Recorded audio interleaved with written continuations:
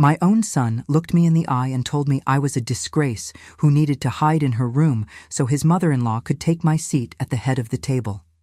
Can you imagine? I never thought the sound of my own heart breaking would be drowned out by the clinking of crystal glasses downstairs. But that's exactly what happened that Friday night in Chicago.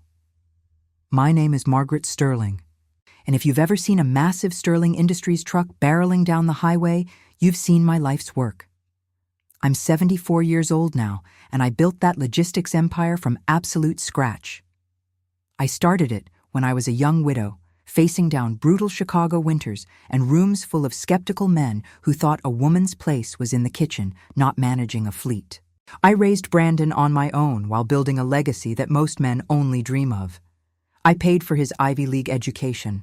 I bought him that Victorian house in Lincoln Park, and I even quietly authorized the promotion he was celebrating that very night. But somewhere along the way, my boy changed. Ever since he met Ashley and her mother, Vivian, I stopped being the matriarch who moved mountains. I became just an old-fashioned embarrassment with a heavy checkbook. That night, I was dressed in my best silk, adjusting the silver brooch my own mother gave me, ready to go downstairs and toast his success. But Brandon stopped me in the hallway. He didn't hug me. He didn't thank me. He blocked my path and told me that Vivian would be sitting at the head of the table tonight because she knew how to carry herself in high society. He actually said I made him feel ashamed. I stood there, listening to the party start without me, realizing that the son I adored saw me as nothing more than a senile ATM. They thought because my hands shake a little and I walk slower than I used to, that my mind had gone soft too. That was their first mistake. They forgot that I've been negotiating deals since before they were born. I dried my tears, and I made a decision right then and there. If they wanted me out of the picture, I would give them exactly what they asked for, but not in the way they expected. Honey, if you want to see how a disgraceful old woman teaches an ungrateful family a lesson they'll never forget, hit that subscribe button right now. You're going to want to see what happens next. I stayed in that bedroom for what felt like an eternity. You know, when you get to my age, time has a funny way of warping. Sometimes a decade feels like a blink, and sometimes, like that night, 20 minutes can feel like a life sentence. I sat on the edge of the guest bed, my own guest bed, in the house I had bought with the sweat of my brow, and listened to the muffled sounds of the celebration downstairs. The irony was bitter enough to taste. I could hear the clink of the expensive crystal glasses, the ones I had picked out in Paris 20 years ago. I could hear the low hum of jazz music, likely a playlist Ashley had curated to sound sophisticated. And above it all, I heard Vivian's laugh. It was a shrill, piercing sound, like a bird of prey circling a fresh kill. She was down there, drinking my champagne, sitting in the seat that should have been mine, while I was tucked away upstairs like a dirty little secret. I looked at myself in the vanity mirror. The woman staring back at me had gray hair and wrinkles that mapped out every crisis I'd ever managed at Sterling Industries. I saw the lines around my mouth from years of holding my tongue when clients made sexist jokes, and the deep grooves in my forehead from the nights I stayed up worrying about payroll during the recession. I didn't see a disgrace. I saw a survivor. I saw a CEO. But my son, my Brandon, he saw something else, a mixture of hurt and stubborn pride welled up in my chest. I decided I needed a glass of water. That was the excuse I gave myself anyway. But the truth was, I wanted to see it. I needed to see, with my own eyes, how easily they had replaced me. I opened the door quietly. My knees gave a little pop as I stood up, a reminder of 74 winters, but my step was steady. I walked to the top of the grand staircase, staying in the shadows of the landing. From there, I had a perfect view of the dining room. It was worse than I imagined. Vivian was indeed at the head of the table, right where I always sat during family gatherings. She was holding court, waving her hand around as she told some story to the board members and colleagues I had known for decades. I watched as Mr. Henderson, my loyal attorney, looked uncomfortable, glancing toward the empty chair where I should have been. But he didn't say anything. None of them did. Then I saw Brandon. He was standing next to Vivian, pouring her more wine. He looked so handsome in his tuxedo, the very image of the successful executive. But there was a weakness in his posture that I recognized. He was shrinking to fit into the space Vivian and Ashley allowed him. I must have leaned too far forward because the floorboard creaked under my weight. Ashley's head snapped up. She spotted me instantly. For a second, her face twisted in annoyance, but then, like flipping a switch, her expression softened into a mask of exaggerated, sickly sweet concern. She excused herself and hurried up the stairs, meeting me on the landing before I could take a step down. She reached out and took my arm, her grip firm, almost painful. She spoke to me in that high-pitched, slow voice people use for toddlers or dogs. She asked me what I was doing out of bed, telling me that I looked confused and that I shouldn't be wandering around when there were so many people.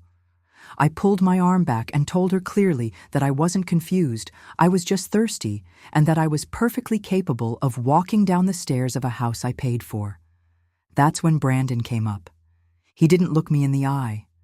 He looked at his shoes, then at Ashley, and finally, reluctantly, at me. He told me that Ashley was right, that I had been forgetting things lately, and that it would be better for everyone if I just rested. He said the excitement was too much for me, and that I was starting to imagine things again. Imagine things? I felt a cold chill that had nothing to do with the air conditioning. I had never imagined things. I ran a logistics company that moved millions of dollars of freight across the country every single day. I remembered shipping codes from 1985. I knew the birthday of every driver in my fleet. I looked at my son and asked him exactly what he thought I was imagining. He sighed, that heavy theatrical sigh of a martyr. He told me that earlier that day, I had supposedly called him 3 times asking what day the party was, even though he had told me. He claimed I had mixed up the names of the investors. He looked at me with those big, sorrowful eyes. The same eyes that used to look at me with hero worship when I fixed his broken toys, and said he was just trying to protect my dignity. He said he didn't want the investors to see me like this. My heart hammered against my ribs. I hadn't called him 3 times. I hadn't mixed up any names. I was sharp as a tack. But standing there with Ashley nodding sympathetically and Brandon looking so genuinely distressed, a tiny, terrifying seed of doubt was planted in my stomach. Was I? No. No. I knew what I did. But then Vivian appeared at the bottom of the stairs. She didn't come up. She just looked up at us, holding her glass of wine, a smirk playing on her lips.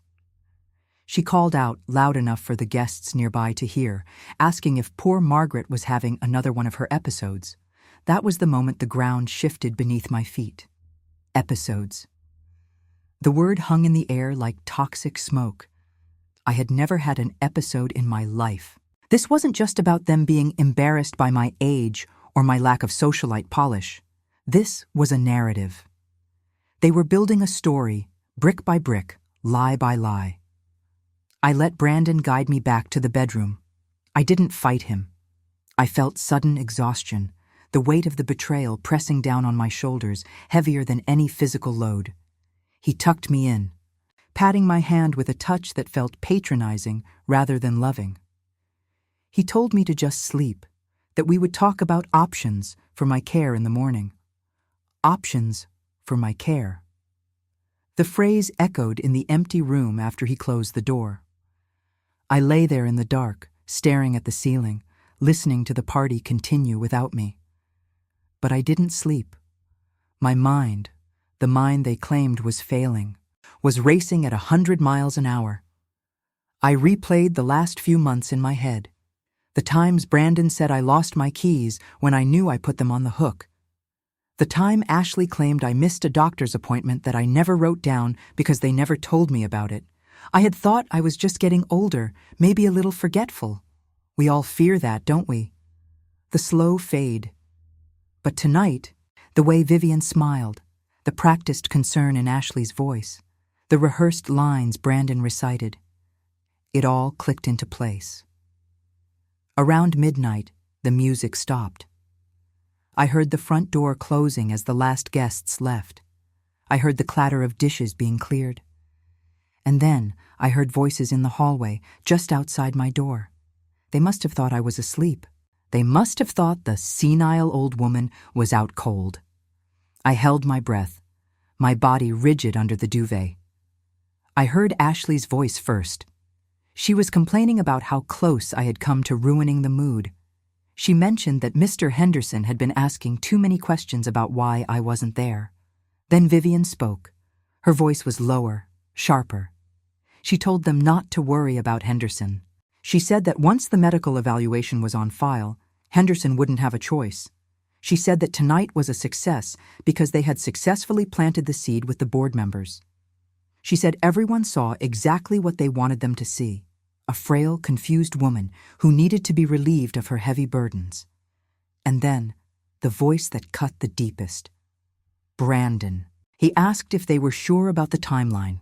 He sounded nervous, not for me, but for the plan. He mentioned that the takeover needed to happen before the end of the quarter if they wanted to secure the new investors from New York.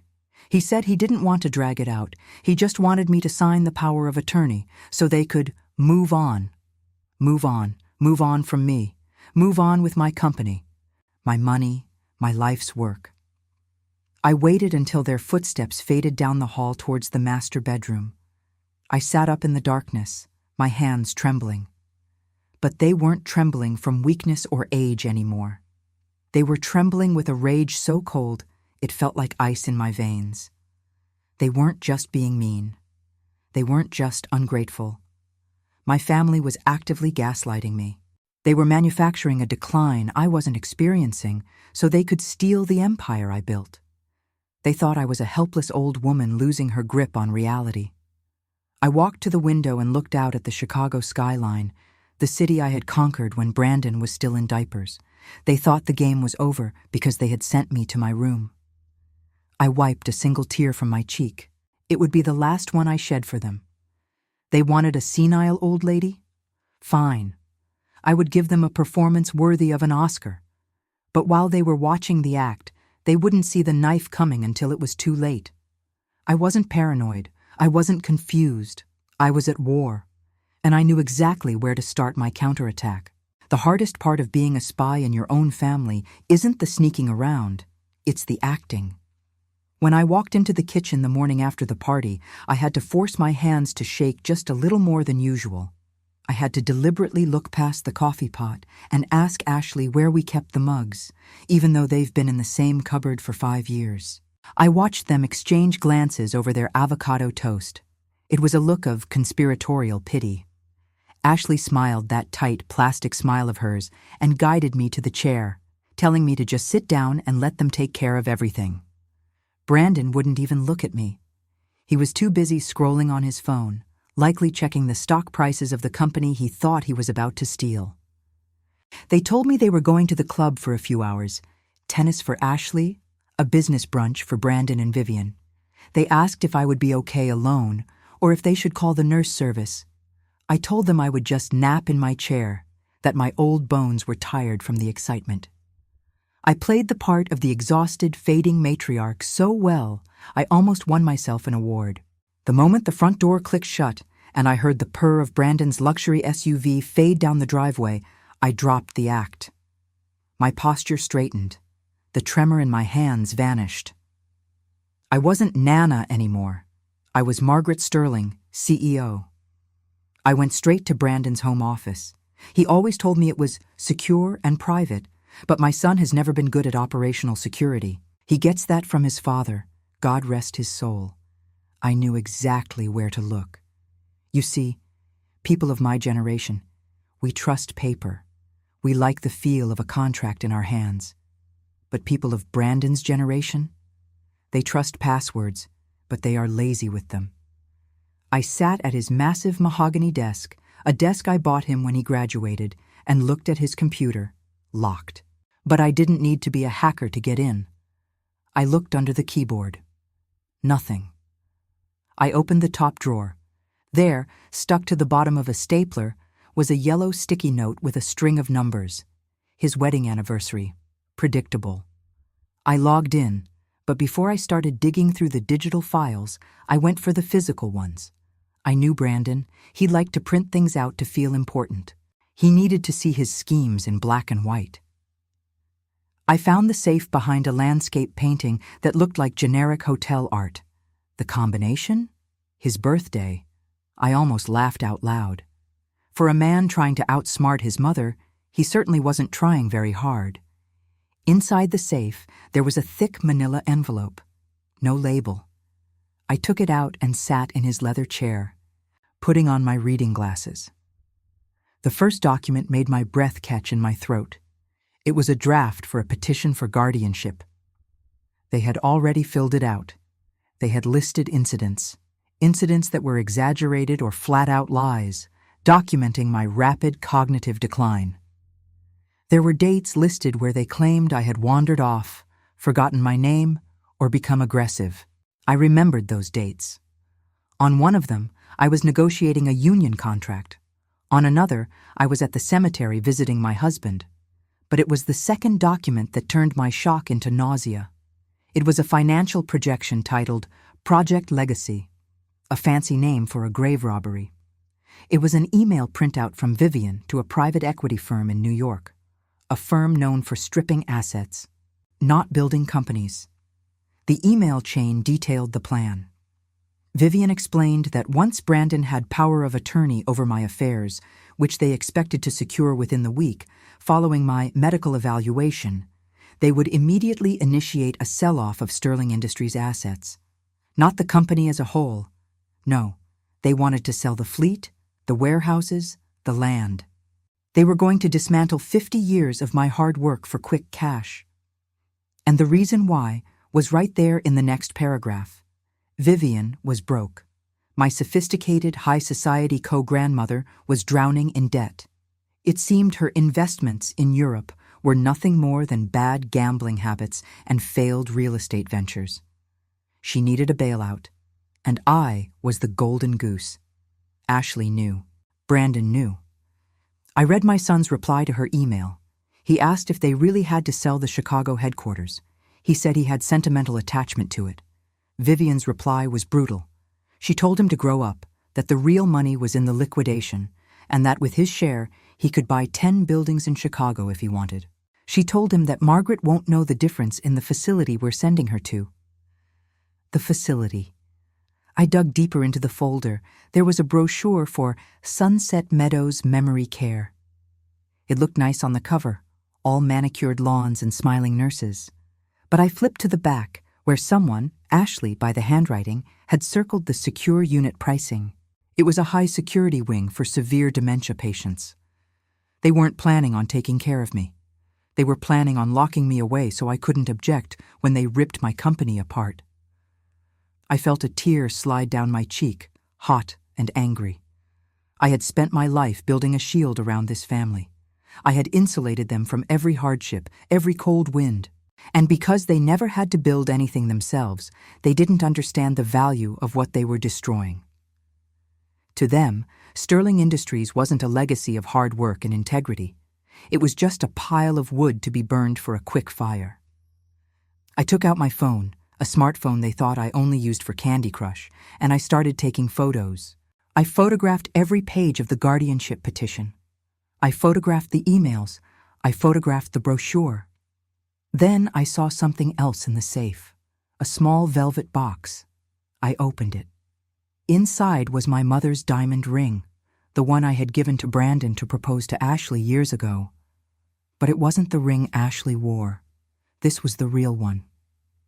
I realized then that the rock on Ashley's finger was a fake.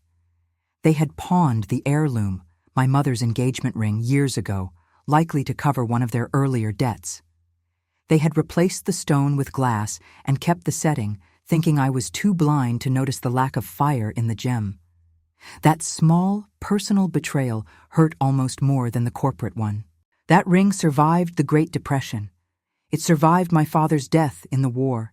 It was the symbol of our family's resilience, and they had sold it like it was junk.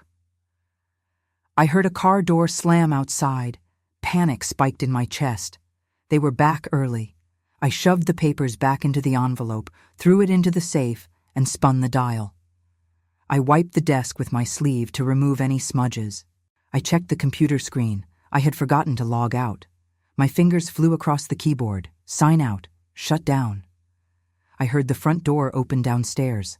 Ashley's voice drifted up, calling out for me in that sugary, fake tone. "Nana, we brought you a scone." I grabbed my cane. I didn't have time to make it back to the guest room. I did the only thing I could. I slumped into Brandon's leather chair, let my head drop forward, and let the cane fall to the floor with a loud clatter. When Brandon and Ashley rushed into the office a moment later, they found me asleep, looking small and frail in the big executive chair. "What is she doing in here?" Brandon whispered, his voice edged with panic. "She probably got confused looking for the bathroom," Ashley said, dismissing me. "Look at her. She's out cold. God, this is going to be easier than I thought." I kept my eyes closed, regulating my breathing to a slow, steady rhythm, while inside, my heart was beating a war drum. They thought I was a helpless old woman asleep in a chair that was too big for her. They thought I was a problem to be solved, a ledger entry to be erased. They had no idea that while I sat there with my eyes closed, I was already drafting the counter-move that would leave them with nothing. They wanted to play games with legal documents? Fine. I knew a few things about contracts. I knew that the person who signs last usually wins, and I wasn't done signing things yet. They say there's no fool like an old fool. But let me tell you something I've learned in 74 years. The biggest fool in the room is usually the one who thinks they're the smartest. After my little performance in the office, things changed in the house. The tension didn't disappear, but it shifted. They stopped looking at me with suspicion and started looking at me with something far more dangerous: pity. They thought the lioness had lost her teeth. They thought I was just a confused old lady who needed a nap and a warm blanket. Perfect. That was exactly where I wanted them. The next morning, the masquerade began in earnest.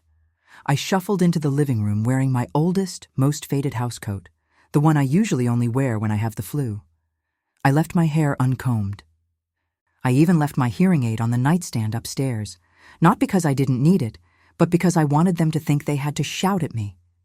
It gave me an excuse to lean in close, and more importantly, it made them careless with their volume when they thought I was out of earshot. Around 10 o'clock, the doorbell rang. It wasn't a social call. Brandon guided a man into the living room, introducing him as Dr. Thorne, a friend of Vivian's, who just wanted to have a friendly chat with me. I knew a competency evaluation when I saw one. This man wasn't here to chat. He was here to certify that Margaret Sterling was no longer fit to tie her own shoes, let alone run a multi-million-dollar corporation. He had that oily, condescending smile that usually hides a steep consulting fee. I sat in my armchair, gripping a cold cup of tea with both hands, staring blankly at the unlit fireplace. Dr. Thorne sat opposite me, his knees almost touching mine. He started asking the standard questions. What day is it? Who is the president? What did I have for breakfast? I could have answered every single one with precision. I knew it was Tuesday, October 14th. I knew the president's name and his approval rating. I knew I had oatmeal and half a grapefruit. But Margaret, the CEO, didn't answer. Margaret, the burden, did. When he asked me the year, I looked him in the eye and told him it was 1998. I saw Brandon flinch in the corner of the room. I saw Ashley cover her mouth to hide a smirk. When he asked me to count backwards from 100 by sevens, I just smiled vaguely and asked him if he'd seen my husband, Richard. Richard, who has been dead for 12 years. "See?" I heard Vivian whisper from the kitchen doorway. "It's worse than we thought. She's completely checked out." Dr. Thorne scribbled furiously on his notepad. He looked at Brandon with a sympathetic nod, telling my son that the progression seemed rapid and that immediate intervention was indeed necessary for my own safety. He said the paperwork for emergency guardianship would be ready by the afternoon. My heart was pounding so hard I was afraid they could see it thumping beneath my housecoat. It is a terrifying thing to voluntarily surrender your dignity, to act the part of the invalid. Every instinct in my body screamed at me to stand up, slap the notepad out of his hand, and fire the lot of them. But I held my tongue. I needed them to feel safe. I needed them to get arrogant. And arrogance, as it always does, led to carelessness. Dr. Thorne stood up to shake Brandon's hand, finalizing the deal. Ashley went to show the doctor out. That left Brandon and Vivian alone in the room with me. I stayed in the chair, humming a lullaby to myself, picking at a loose thread on my sleeve. To them, I was furniture.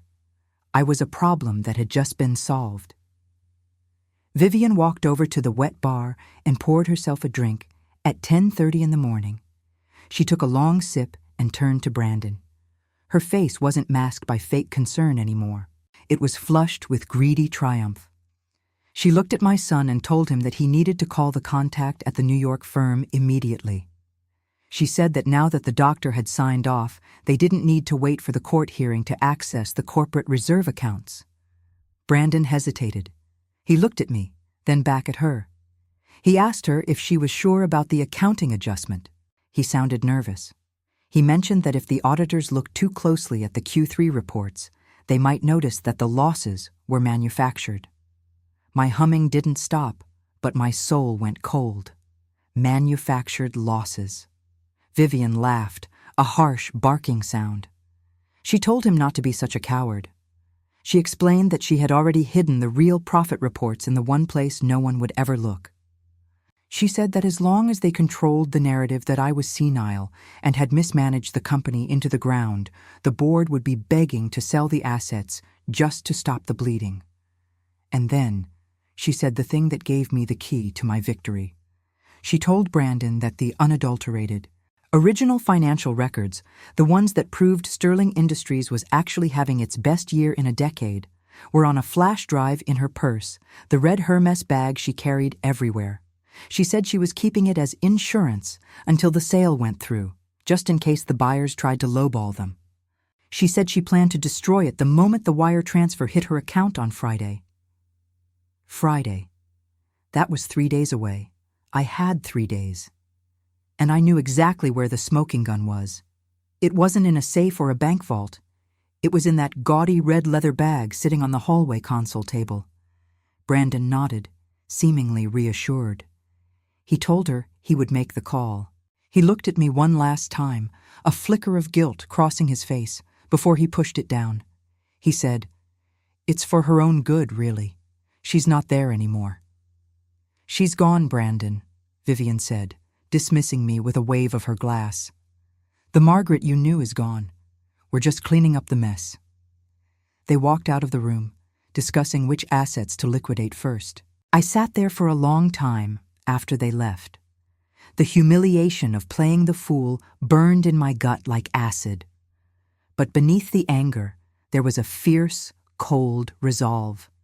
They thought the Margaret I knew was gone. They thought I was empty. I looked at the hallway where the red bag was sitting. I stood up. I didn't need the cane.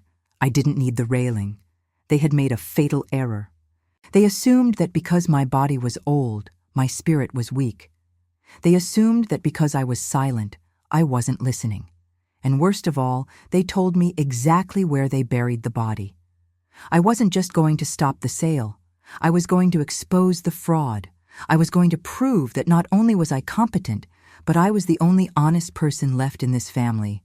But first, I had to get that flash drive, and I had to do it without the senile old woman blowing her cover.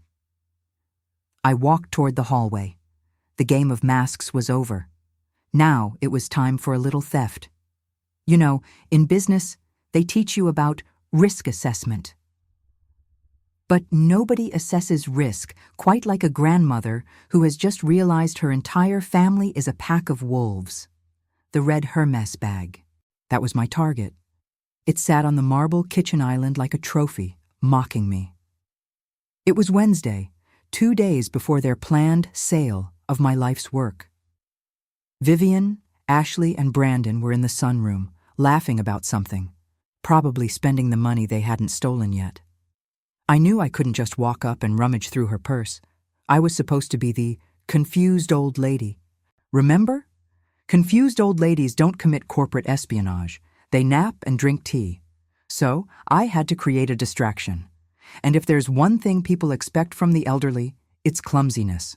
It hurts my pride to admit it, but I decided to weaponize their prejudice against them. I walked into the kitchen, making sure my cane tapped loudly on the tile. I reached for the pitcher of iced tea that was sitting dangerously close to the edge of the counter, right next to the bag. My hand hovered. I took a deep breath. This wasn't just a spill. This was a tactical strike. I knocked the pitcher over. The crash was spectacular. Glass shattered, ice skittered across the floor, and a tidal wave of sticky brown tea splashed everywhere, mostly onto the floor, but dangerously close to Vivian's precious leather bag. Vivian screamed from the sunroom. She came running in, her heels clicking like gunshots. Ashley followed, looking annoyed. Brandon trailed behind, looking at the mess with that weary expression he's adopted lately. Vivian snatched her bag off the counter, checking it frantically for spots. She glared at me and asked if I was blind, asking how I could be so careless. I put my hand over my mouth, feigning horror. I apologized profusely, my voice trembling. I told them I just wanted a drink, that my hands were so slippery lately. I offered to help clean it up, knowing full well they wouldn't let me. Ashley sighed and told me to just go sit down before I cut myself on the glass. She told Brandon to get the mop. Vivian, seeing her bag was safe, set it down on the dining table, further away from the mess, but crucially out of her direct line of sight as she turned to berate the housekeeper who had just walked in. This was my window. While Brandon was fumbling with the mop, and Ashley was picking up large shards of glass, and Vivian was yelling at the poor maid, I shuffled towards the dining table. I pretended to be heading for my chair. My heart was hammering against my ribs like a trapped bird. I reached into the open bag. My fingers brushed against a wallet, a lipstick, and then cool metal. The flash drive.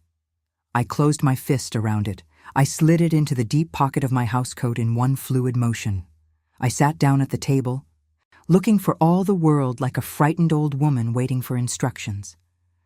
I watched them clean up the mess I made. I watched Vivian eventually grab her bag, sling it over her shoulder, and never notice a thing. But the victory was short-lived. Later that afternoon, I was resting in the living room, or pretending to, when Brandon and Vivian came in. They didn't see me in the high-backed wing chair. They were talking about the rebranding. Brandon was pacing. He told Vivian that he wanted the name Sterling gone immediately. He said he couldn't stand seeing it on the trucks anymore. He said that every time he saw that name, he felt like a little boy standing in my shadow. He said he wanted to sell the company, not just for the money, but to erase the history. He wanted to start something new, something that didn't have my fingerprints on it, that broke me in a way the theft never could. It wasn't just greed, it was resentment. My son didn't just want my money, he wanted to annihilate my legacy because he felt small beside it. I had given him everything, but I couldn't give him the one thing he needed, the grit to build something of his own. I clutched the flash drive in my pocket. It felt heavy, like a stone. I had the evidence of their fraud. I had the smoking gun. But as I sat there, listening to my son talk about erasing my name from the world, I realized that saving the company wasn't just about business anymore. It was about teaching him the hardest lesson of his life. I had the bullet. Now I needed a gun, and I knew exactly who had been waiting 20 years to help me pull the trigger. I had the flash drive, but I had a problem. I couldn't use it. Brandon had put parental controls on the Wi-Fi. Can you believe the indignity? And he monitored the house computer. If I plugged that drive in, he'd know. I needed outside help. I needed the old guard. See, modern executives think employees are disposable. They fire people to boost quarterly numbers. But I built Sterling Industries on loyalty. And there was one man who had been loyal to me since the days we had 2 trucks and a leaky roof. Frank. Frank was my head of fleet operations for 30 years until Brandon fired him last year for being too expensive and replaced him with some automated software that crashes every other week. Frank knew where all the bodies were buried because he helped me dig the holes. I needed a cover story to get out of the house. Thursday morning, I told Ashley I needed to go to the pharmacy for my heart medication. I told her I wanted to go alone, to feel independent for a few minutes. Ashley hesitated. She looked at me, weighing the risk. Finally, she agreed, but she said she would track my phone just in case I got confused and wandered off. I smiled and thanked her. I let her turn on the tracker. What she didn't know is that I had learned a trick or two from watching spy movies with my late husband. I took an Uber to the pharmacy. I went inside, picked up the prescription, and then I went to the back where the bathrooms were. I left my phone in the ladies' room, tucked behind a stack of paper towels.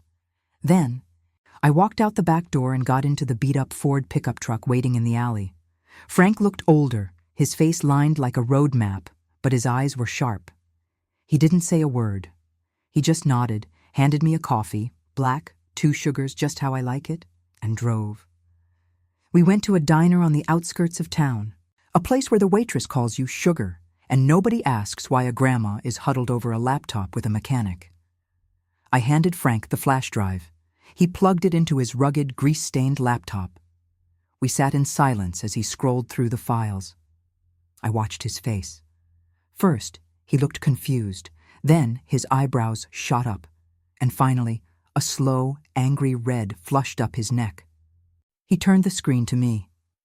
"Margaret," he said. He never called me Mrs. Sterling, always Margaret. "They aren't just cooking the books, they're burning down the library." He pointed to a folder titled Consulting Fees. Vivian had been billing Sterling Industries for consulting services through a shell company in the Cayman Islands for 3 years. Millions of dollars. Siphoned off right under Brandon's nose, or maybe with his help. But that wasn't the worst part. Frank opened another file. It was the draft of the sale agreement with the New York firm. It wasn't a standard acquisition. There was a clause buried in the addendum. The New York firm wasn't buying the company to run it. They were buying it for the tax write-off. They planned to declare bankruptcy on Sterling Industries within 6 months, liquidate the pension fund, my employees' pension fund, and walk away with the assets. Frank looked at me, his eyes wet. He told me that if this deal went through on Friday, 500 drivers, men and women we had known for decades, would lose their retirement. They would be left with nothing. My hand shook, but not from age. It shook from rage. This wasn't just a family squabble anymore. This was a war crime against the people who built this company with me. Brandon was willing to sacrifice hundreds of families just to get his inheritance early. "Can we stop it?" I asked, my voice steel. Frank cracked his knuckles. He looked at the screen, then at me. He told me that with this data, we could do more than stop it. He said we could bury them. He told me the board of directors meeting was scheduled for tomorrow morning at 9:00 a.m. It was supposed to be a formality to sign off on the sale. Brandon and Vivian would be there. "I need to be there," I said. Frank shook his head. He reminded me that I was legally incapacitated, thanks to that doctor. He said security wouldn't let me past the lobby if Brandon had put me on the do not admit list. I smiled. It was a cold, dangerous smile. "Frank," I said, "since when have we ever used the front door?" He grinned back, that old, reckless grin I hadn't seen in years. We spent the next 2 hours drafting a presentation. We didn't just organize the evidence, we choreographed a slaughter. When I got back to the pharmacy, my phone was exactly where I left it. I picked it up and saw 12 missed calls from Ashley. I called her back, putting on my shaky, confused voice. I told her I fell asleep in the waiting area chairs. She scolded me like a child and came to pick me up. That night, back in my room, I laid out my outfit for the morning. Not the housecoat. Not the gray wool cardigan. I reached into the back of my closet and pulled out the navy blue power suit I hadn't worn since my retirement party. Tomorrow, Sterling Industries was going to see the return of the CEO. And my family? They were going to learn that you never, ever threaten a mother's cubs, and my employees were my cubs. Friday morning arrived with a sky the color of bruised iron. It was fitting weather for an execution, though my family didn't realize yet whose head was on the block. The house was buzzing with nervous energy. I stayed in my room, listening. I could hear Vivian in the hallway, barking orders at Ashley about finding the right earrings. I heard Brandon pacing, his footsteps heavy and uneven. He was terrified. Good. Fear keeps you sharp, but panic makes you blind. I decided to give them one last show. I shuffled out into the hallway in my nightgown, clutching a teddy bear, an actual teddy bear I found in the attic. It was a humiliating prop, but I needed to sell the narrative one final time. I stopped Brandon at the top of the stairs.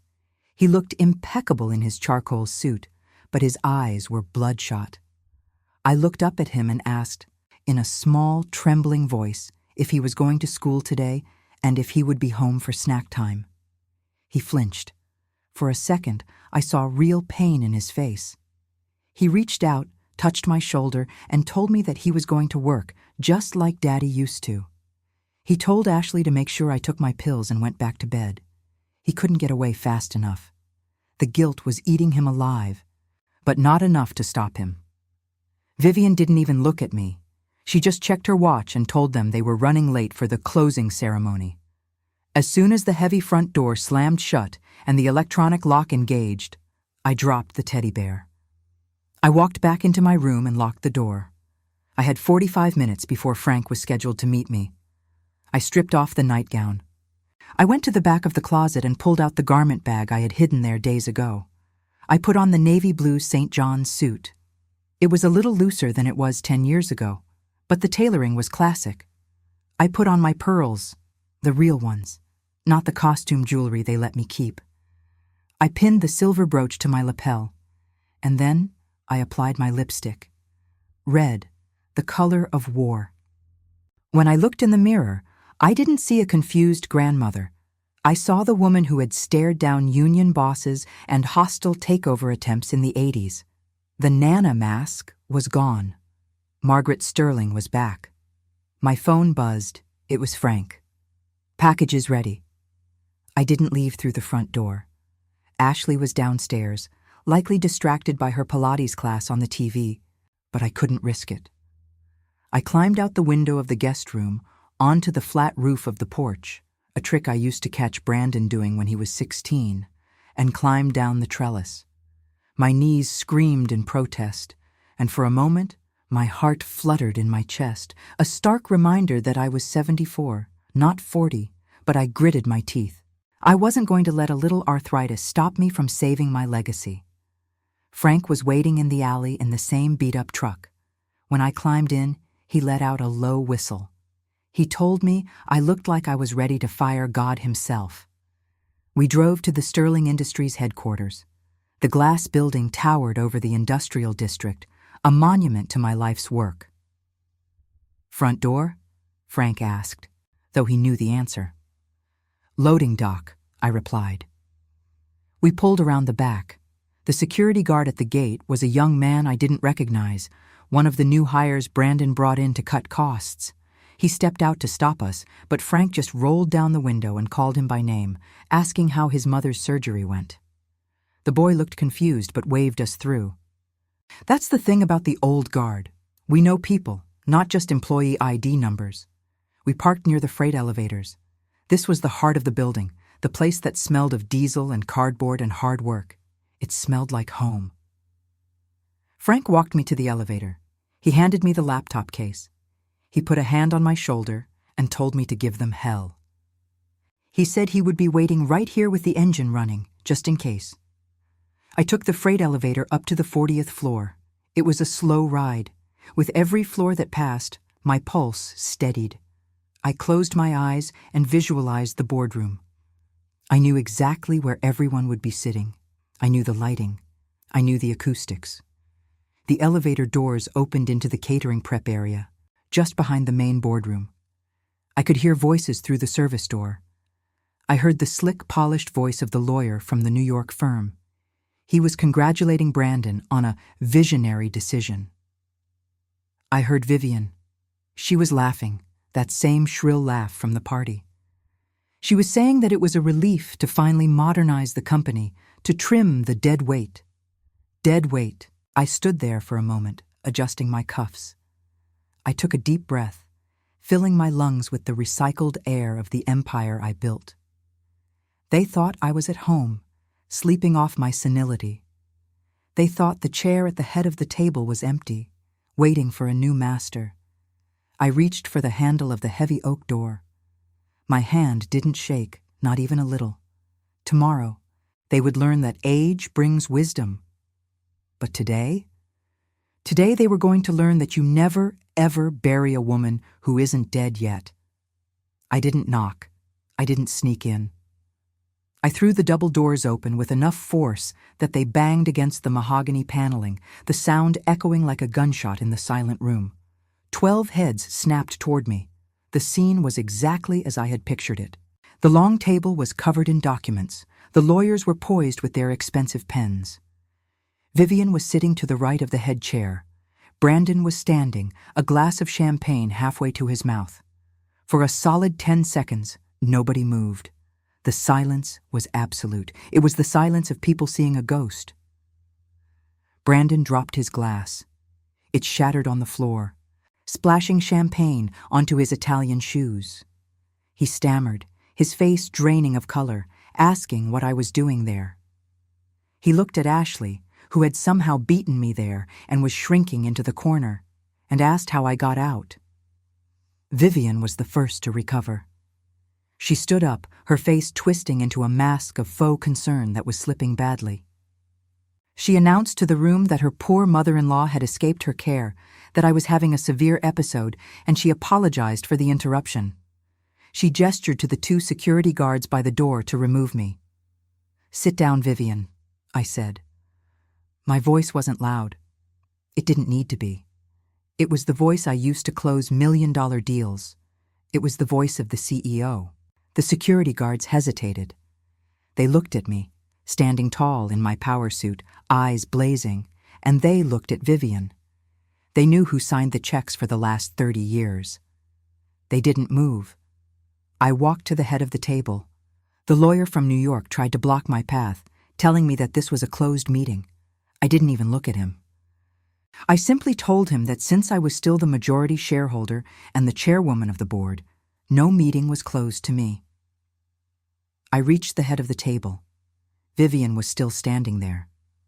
I looked her in the eye and told her she was in my seat. She glared at me with pure venom, but she moved. She had no choice. I placed Frank's laptop on the table and connected it to the main projector system. My hands were steady as stone. "Gentlemen," I began, looking at the board members, men I had hired, men I had trusted. "Before you sign anything today, there is a small matter of due diligence that seems to have been overlooked." Brandon tried to intervene. He stepped forward, pleading with me, telling me I was confused, that I didn't know what I was doing, that I was embarrassing the family. I turned to him. I looked at my son with a mixture of pity and steel. I told him that I wasn't the one who should be embarrassed. I told him I knew everything: the guardianship petition, the lies to the doctor, the pawned ring. And, I added, turning back to the room, I know about the pension fund. A murmur rippled through the board. The New York lawyers shifted uncomfortably. I hit a key on the laptop. The screen behind me lit up. It wasn't a PowerPoint. It was a crime scene. First, I showed the email chain regarding the planned bankruptcy and the liquidation of the employee pensions. I saw the faces of the board members drop. Some of them had been with me for 20 years. They knew these employees. They hadn't known about this part of the deal. They looked at Brandon with disgust. "This is a lie!" Vivian shrieked. "She forged it! She's insane!" "And this?" I asked, clicking to the next slide. This was the kill shot. It was the spreadsheet Frank had found, The Cayman Island accounts. The consulting fees. I turned to Brandon. He was staring at the screen, his mouth slightly open. He was trying to process the numbers. I explained it to him gently, as if I were teaching him math in the 3rd grade again. I told him that while he was busy trying to steal my company, his mother-in-law was busy stealing his inheritance. I pointed out the dates. Every time Brandon put money into the company to float it, Vivian withdrew an equal amount in fees 2 days later. "She's been bleeding us dry, Brandon," I said. "She's broke. She didn't want the sale to save the company. She wanted the sale so she could take her cut and run before you realized there was nothing left." The room was so quiet, you could hear the hum of the projector fan. Brandon slowly turned to Vivian. His face wasn't scared anymore. It was destroyed. He asked her if it was true. Vivian didn't answer. She was frantically shoving papers into her red Hermes bag. "And one last thing," I said, addressing the New York lawyers. "I have already forwarded these documents to the SEC and the District Attorney's Office. I imagine they'll be very interested in your firm's predatory acquisition practices." The lead lawyer turned pale. He closed his briefcase, looked at Brandon with a sneer, and told him the deal was off. He led his team out of the room almost at a run. I stood there, at the head of the table, alone in the wreckage of their conspiracy. The board members were looking at their shoes. Vivian was frozen. And Brandon? Brandon collapsed into a chair, putting his head in his hands, weeping. Not the polite cry of a man who lost a deal, but the gut-wrenching sob of a man who realized he had sold his soul for absolutely nothing. I looked at them. The senile old woman had just dismantled their entire lives in 10 minutes without raising her voice. I unplugged the laptop. "This meeting is adjourned," I said. But as I watched my son weep, I didn't feel triumph. I felt the heavy, crushing weight of a mother's heart breaking because I knew the hardest part wasn't the battle I had just won. It was what I had to do next. Walking out of that boardroom was the longest walk of my life. You might think I felt triumphant. You might think I felt like a queen reclaiming her throne. But the truth? I felt like a mother who had just been forced to burn down her own house to save the people inside. The aftermath was swift and brutal, just like a bandage being ripped off.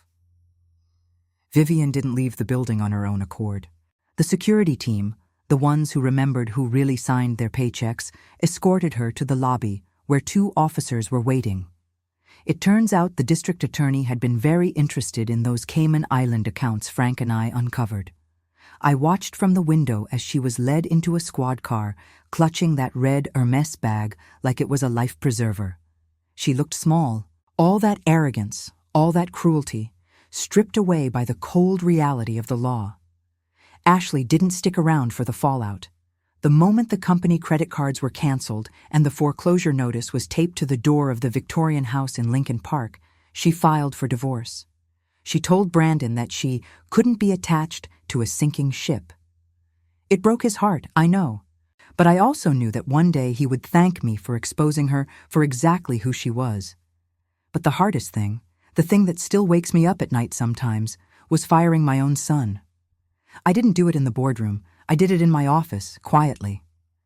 He stood before my desk, looking at the floor, stripped of his pride, his wife, and his delusions. I looked at him and told him that he was terminated, effective immediately. I told him that he had lost his way, and that as long as he was sheltered by my money, he would never find himself again. He didn't argue. He didn't yell. He just nodded, tears streaming down his face, and placed his building access card on my desk. It made a small click that sounded like a final goodbye. For 6 months, the silence between us was absolute. I threw myself back into work. With Frank by my side, promoted to VP of Operations, much to the delight of the drivers, we stabilized the company. We reassured the investors, we saved the pension fund, and we reminded the world that Sterling Industries stood for integrity. I was 75 years old, working 12-hour days, and I had never felt more alive. My joints ached, yes, and I needed stronger reading glasses, but my mind was clear. The fog of doubt they had tried to wrap around me was gone. But when the workday ended and I went back to my quiet apartment, I sold the big house. It had too many ghosts. I stared at the phone. I wondered where he was. I wondered if he was eating. I wondered if he hated me. Then came that rainy Tuesday in November. I was making tea, watching the raindrops race down the kitchen window, when the buzzer rang. I wasn't expecting anyone. When I opened the door, for a second, I didn't recognize him. He was wearing jeans stained with grease and a simple flannel shirt. He looked thinner. He had dark circles under his eyes. But there was something in his face that I hadn't seen in 20 years. He didn't look like an executive. He didn't look like a socialite. He looked like a man. He stood in the hallway, twisting a baseball cap in his hands. He told me that he had opened a small electronics repair shop on the south side. He said it was tiny, just a hole in the wall, and the work was hard. He fixed cracked screens and broken toasters. He looked me in the eye, no shifting, no hiding, and told me that for the first time in his life, he was paying his own rent. He said he slept better on a futon in a studio apartment than he ever did in that mansion I bought him. And then, his voice cracked. He stepped forward and wrapped his arms around me. He smelled of soldering iron and rain. He buried his face in my shoulder and whispered that he was sorry. He didn't just apologize for the money or the plot. He apologized for underestimating me. He apologized for forgetting who I was. I held my boy, my son, and I finally let myself cry. I told him that I was proud of him, not for the promotion or the degree or the status, but for this, for falling down and getting back up without my help. That was 2 years ago. Things are different now. I'm still the chairwoman, but I've slowed down. I go into the office 3 days a week. Brandon comes over for dinner every Sunday. He's still running his shop. He's dating a lovely school teacher named Sarah who doesn't care about trust funds or galas. He drives a used truck, and he's happier than I've ever seen him. We don't talk much about the dark times. We don't need to. The lesson is written in the piece we have now. They tried to write me off. They tried to tell me that my story was over, that I was just a confused old woman waiting for the end. But they forgot that winter is the season that kills the weeds and strengthens the roots. I saved my company, yes, but more importantly, I saved my son from becoming a monster. And I proved that wisdom isn't about how fast you can run or how smooth your skin is. It's about knowing when to be kind and knowing when to show your teeth. So, to all the grandmothers out there being told to sit down and be quiet, stand up, speak up. Your story isn't over until you say it is. And if this story touched you, I'd love to know where you're watching from. Drop your city in the comments below. I read every single one. And please subscribe to the channel, because believe me, us old folks have plenty more stories to tell, and you won't want to miss the next one.